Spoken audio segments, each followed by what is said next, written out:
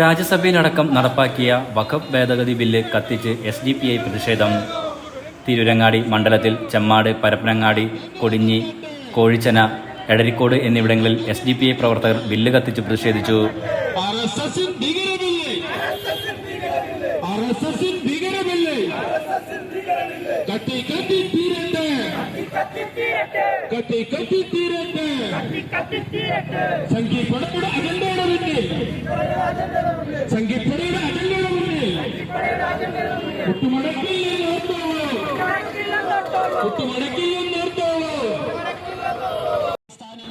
ഭരണഘടനാ വിരുദ്ധമായ വഖഫ് ഭേദഗതി ബില്ല് അംഗീകരിക്കില്ലെന്നും ന്യൂനപക്ഷ സമുദായത്തെ അസ്ഥിരപ്പെടുത്താനുള്ള നീക്കം അനുവദിക്കില്ലെന്നും ചെമ്മാട് ബില്ല് കത്തിച്ചുള്ള പ്രതിഷേധം ഉദ്ഘാടനം ചെയ്ത് SDPI തിരൂരങ്ങാടി മണ്ഡലം പ്രസിഡന്റ് ഹമീദ് പരപ്പനങ്ങാടി പ്രസ്താവിച്ചു. വിവിധയിടങ്ങളിൽ നൌഫൽ പരപ്പനങ്ങാടി, അക്ബർ, ഫിറോസ്, മുഹമ്മദ് അലി തുടങ്ങിയവർ സംസാരിച്ചു. Enlight news, Tirurangadi.